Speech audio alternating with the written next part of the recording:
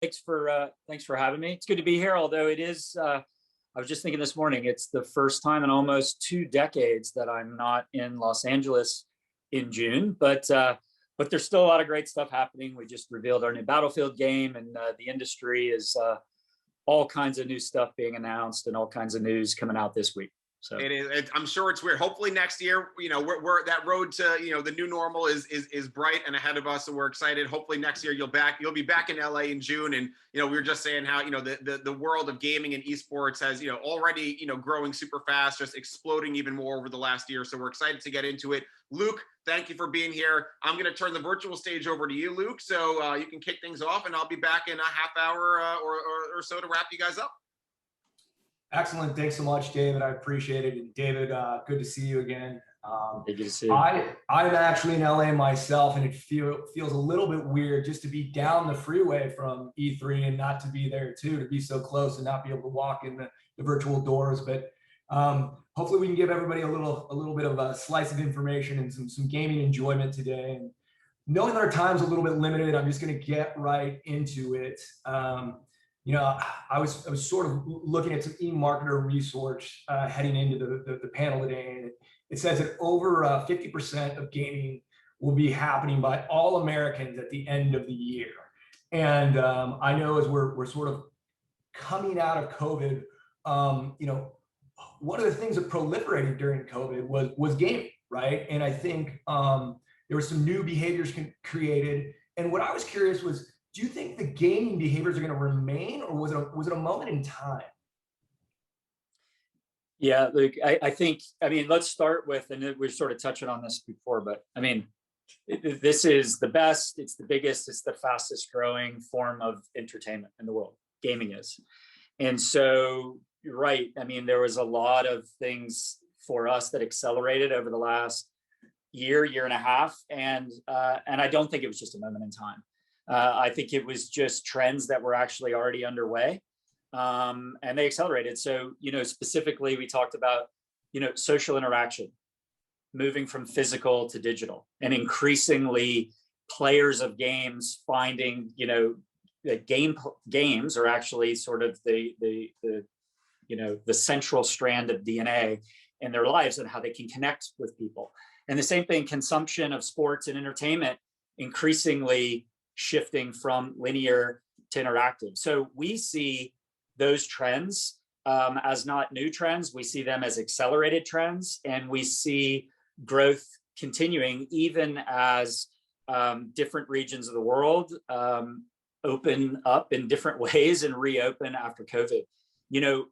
Again, I can speak, in our world, and I think about, big global brands that are connecting with all different types of players. I think about FIFA, I think about The Sims, as David mentioned, I think about Apex Legends. And yeah, we saw tens of millions of new players come in the last year, building those social connections, engaging in an interactive way, not just a linear way. And I don't think their motivations aren't instantly going to change in this different environment. So we see growth in the year ahead. We see in our business, we see new games coming in to the fore. We're back into baseball now. We've got, we're working with the Codemasters team now as a part of Electronic Arts. We've got an F1 game coming out.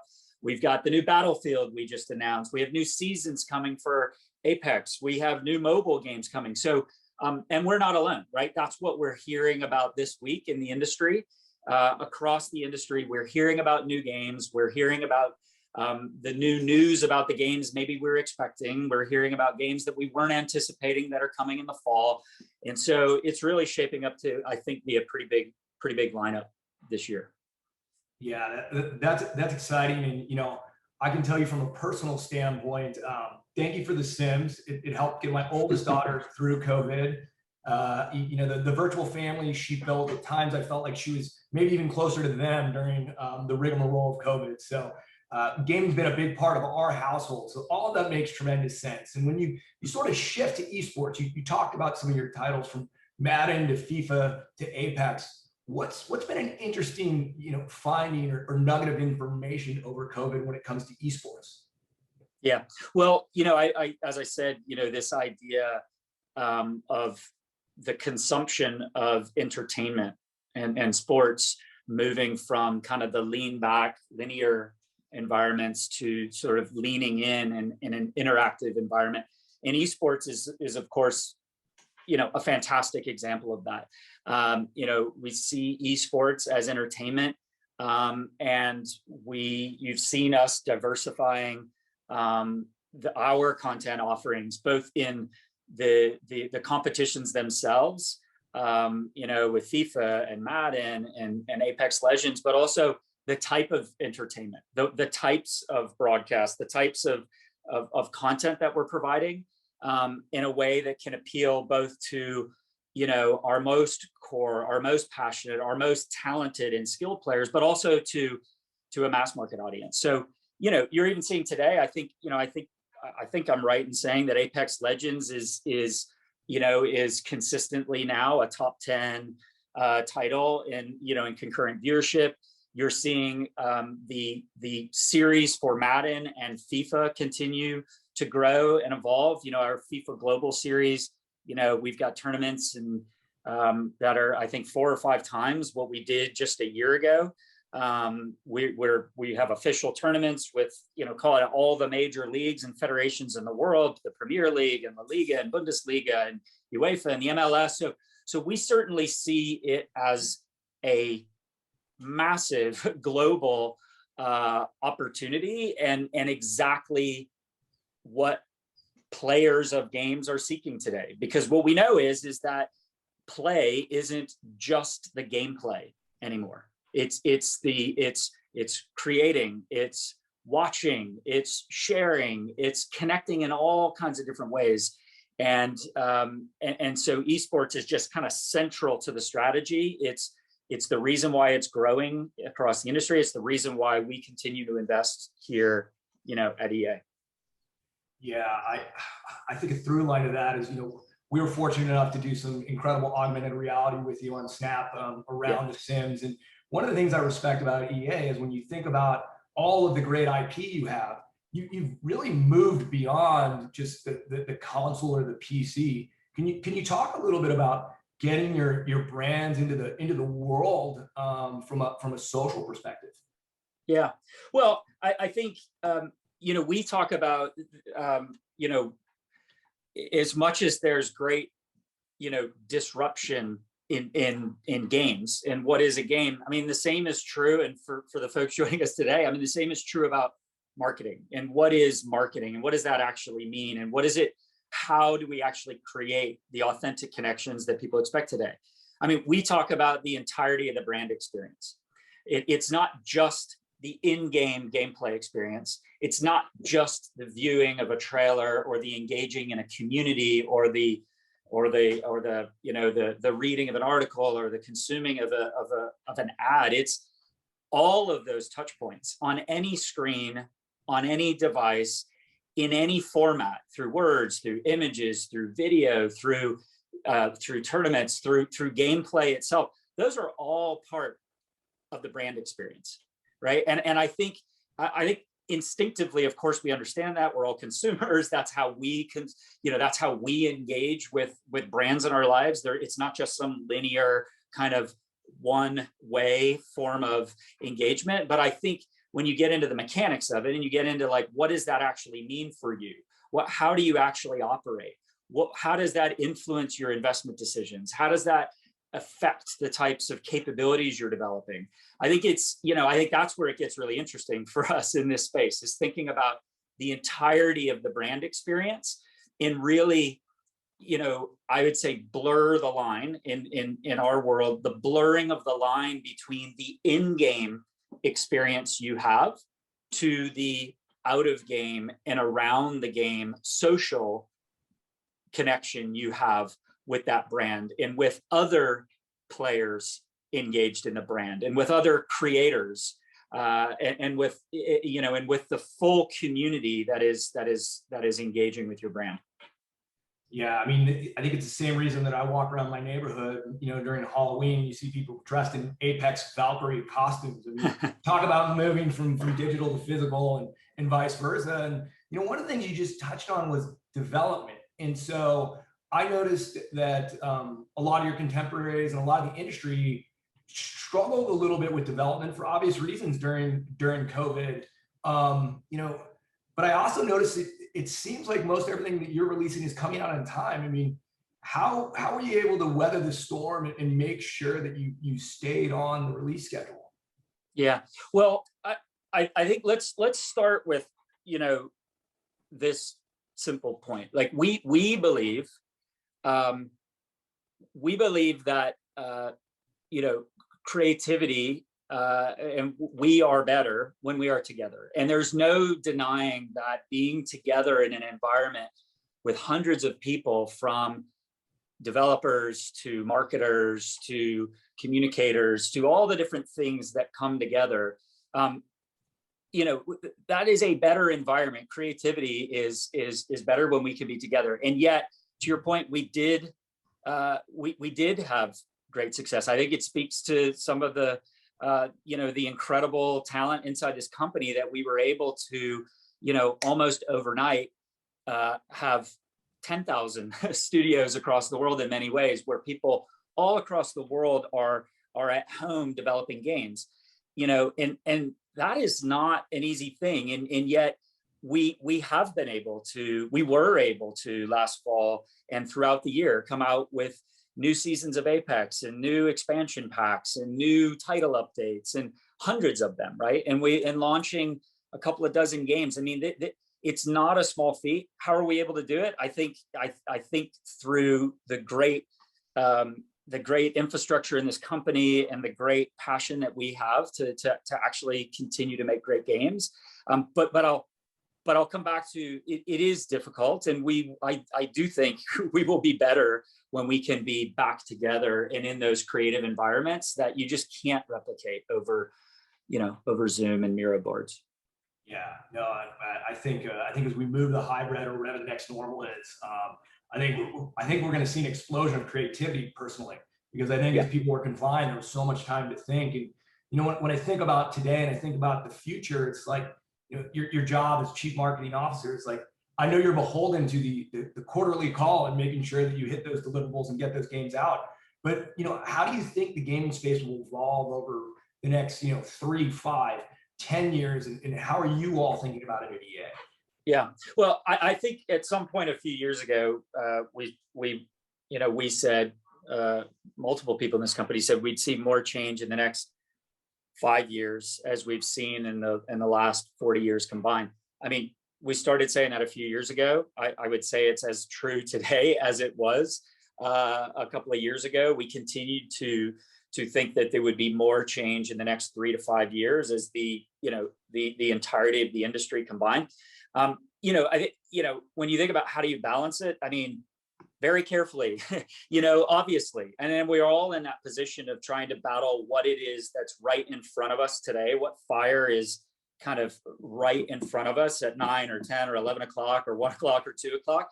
But if that's all we're thinking about, well, then we're not actually creating the experiences, either the marketing experiences, the games, the viewing experiences. We're not actually connected in a way that allows us to innovate and be pioneers. So I guess I would think of it in a couple of ways, particularly. You said, well, what will change? I think you have to acknowledge and think about who is a player today, and who are the players, the players of tomorrow, and then also what defines play today. What do we mean by play, and what is play, and how would you define play in the future? And so, and I touched on this, players, who is a player? Well, I'll tell you who a player is today. The better part of half the world's population. 3 some odd billion people play in some way, shape, or form. Now, interestingly, the research, I think, would tell us that probably half those players wouldn't identify as players. They wouldn't call themselves a gamer, and yet they engage in play, perhaps on a mobile device. They don't all play on high definition televisions and consoles. Tens of millions of them do. Hundreds of millions of them do. But increasingly, when we think about, and you mentioned this, you think about new platforms and new devices, new business models and new types of play. I think what we think of as a player has dramatically changed even in the last couple of years, and it would stand to reason that would continue to grow past the 3 billion people today. And as I said, it's not just, we don't just call people who play the people who have the sticks in their hands and they're playing. Today, players are viewers. They are creators. They are contributing to discussions online. They are reading or watching game-related content. I think three quarters of players today engage in ways beyond just the games themselves. So obviously, that represents a huge opportunity for marketers. It represents a huge opportunity for the developers of content, knowing that more than half of players engage on multiple devices. So maybe they engage on their mobile device and their console, or their console and their PC, or their one console and then their other console. And that's again, that's the opportunity. So when we think about players, we see that the number and the type and the motivations and the interest level in who is a player dramatically changed. And then we think about the gameplay themselves, the gameplay itself.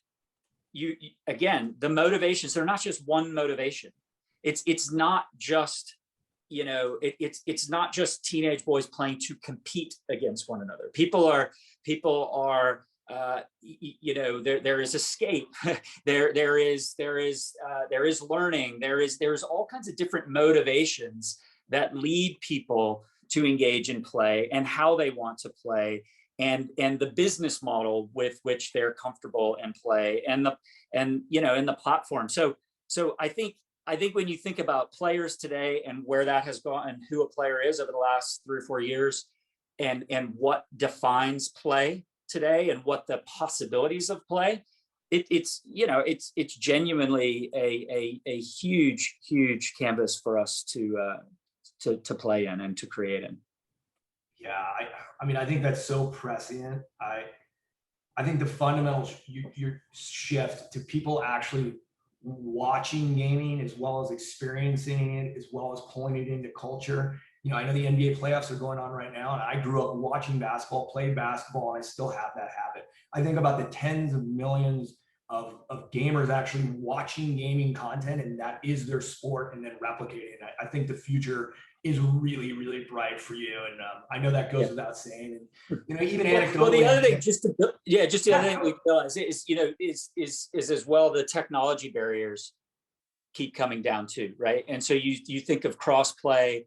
That's allowing more people to come in and connect with a wider audience of players. You think about cloud streaming and the possibility, on the horizon will make it even more accessible. Gaming become more accessible for more people around the world, and so I think you can safely assume that Electronic Arts and plenty of other game makers, and also the biggest brands in the world. Many of the biggest brands in the world today, if they're not already in games, have publicly committed to exploring and trying to get into create more play, and trying to build the platforms and the services that would bring in more people, to play. So I do think, like with any, it's hard to predict exactly what it'll look like, but when you think about live services, and you think about, as we've talked about, you think about social connection, you think about creativity, again, you can imagine that there will be many new forms of interactive entertainment that will connect with an increasingly large population. Well, thinking about the future, and as we look, into where gaming is going, I know there's many people that are watching this today that aspirationally would love to be in your shoes. And so I wanted to ask, before we turn it over to the community for questions, what's the one piece of advice you would give marketers everywhere as they look to tap into this space? Yeah. Well, first thing, you should see my calendar the rest of today. I don't know if you want to. Just kidding. Yours as well. Totally fair. Well, no, I think the best advice that I could possibly give is to, and hopefully it's come through, because it's kind of how I start most and finish most conversations, is to deeply understand your audience. And I mean, that's our job. I mean, our job is to understand, in our world, is to understand players, is to understand the marketplace, is to understand that what the consumer experience, and I think it was referenced numerous times in that opening video, the fragmentation of channels and the explosion of content and the proliferation of new platforms and the disruption of business models and the rise of very vocal and very aggressive and passionate communities. These are all parts of the environment that we operate within. And so to be very curious about that, and to be very passionate in understanding that audience and understanding how to meet that audience, and to understand that, for me at least, people talk about marketing as being, a demand creation function, which is true, but it's impossible to create demand if you're not building trust. So it has to begin with trust. You have to be able to build trust, and you can't build trust if you don't understand your audience and you don't understand their motivations. And so that's, I think, the thing that I would ask, and I do ask of my team and of the people we talk to about coming inside this company: how well do you know your audience? How passionate are you about the audience and the marketplace? And how do you think about navigating that complicated environment and actually simplifying the experience for your audience and building trust? So well said. And I think one of the things we learned in the last year is, now more than ever, right, you have to build trust and you have to stand for something. As a lifelong fan, I really appreciate and respect the work that EA has done. And as I said, I know some of the community wants to ask you some questions. I'm going to turn it back over to the other David to curate, but thank you so much for your time and for the conversation. I really enjoyed it. Thanks, Luke.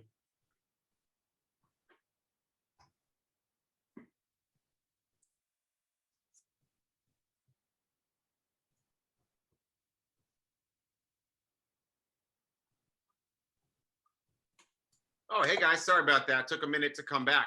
This was fantastic. David, I was going to say, as a Madden guy, I can't even hear EA without hearing the, EA Sports, it's in the game. The 20 years of iterations of that, play in my head, right? And you think about, in the industry, people talk about like sonic branding. And in my mind, there's only a few, the HBO, the static, right? The boom, boom of Netflix. There's only a few that can kind of maintain and get to that status where it like plays in your head, right? I think, with EA and EA Sports, it's kind of, taken that, for me. But this was fantastic. I don't see any, questions that have come in from the audience at this point. But, I would say, like, any thoughts that you'd want to leave our community with where you see this, how you see gaming evolving, anything that you're excited about as a marketer, right? Not necessarily from the gaming industry, but, opportunities for marketers, in other categories to kind of connect with this community that's such a intensely engaged kind of community. Yeah, I think, David, I would just continue to hit that point that I think the opportunity is for us to help simplify inside an increasingly complicated environment. And, I think, again, we're all consumers ourselves, and we know we're hit by many messages, and we know we have many options, and we know the biggest competitor is often time. And I think understanding how to navigate and meet players where they are, meet consumers where they are, that's our job. So I did see another question come in. Yeah, I see that popped up right here. So we have Brian McClary who wants it. A big EA fanboy. Any recommendations for what works and what doesn't work with each vertical? All too often, partners only bring automotive brands to the racing opportunities or things like that. Do you see opportunities for cross-pollination or what works for certain brands to kind of get beyond their specific category limits?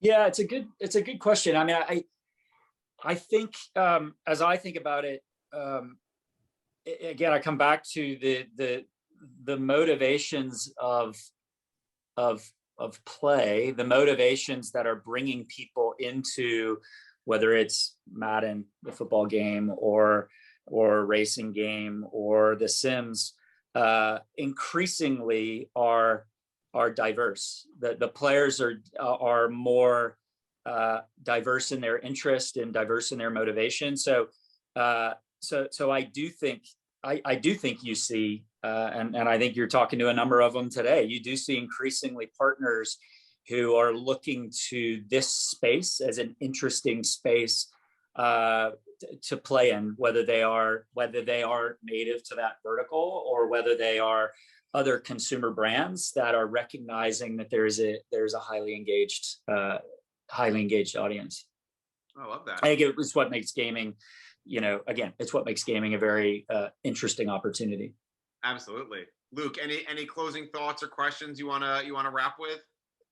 Yeah, I just was curious. The one thing that I know happened during COVID, and we're in the midst of it, but I always know that people are curious about is, you've been on the forefront of innovation. You've been at the company for some time. I won't throw it out there to date you, but you are a veteran and an OG. You've been through many console generations. So, how has this most recent one, affected the overall company, or what are some of the learnings that you've had as you've gone through these transitions? Yeah, well, you're right. I have been around here a while, and I have been through a number of console transitions, and I think this one, what we know to be true is it's hard to get your hands on the consoles, right? They are very popular. I get texts multiple times per day, and I think increasingly you see, I think for years it was always about visual fidelity, and it was always about that leap from the PlayStation 2 to the PlayStation 3 or 3 to 4, or the Xbox 360.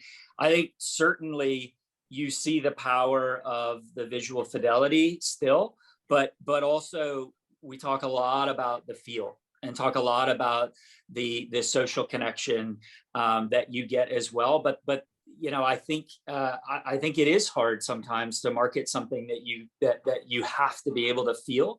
And so that's one of our jobs is, how do you tell that story? How do you convey to people what a feeling is going to be like? And I think that's really where we were focused in the fall when we launched both Madden and FIFA for the new consoles. And it was really all around the feel, the next level feel that you would get. And I think that's what you'll see in the year ahead. And I think for the Battlefield fans out there, of which there's a lot of them, we're very fired up to have been able to reveal the new Battlefield that's coming.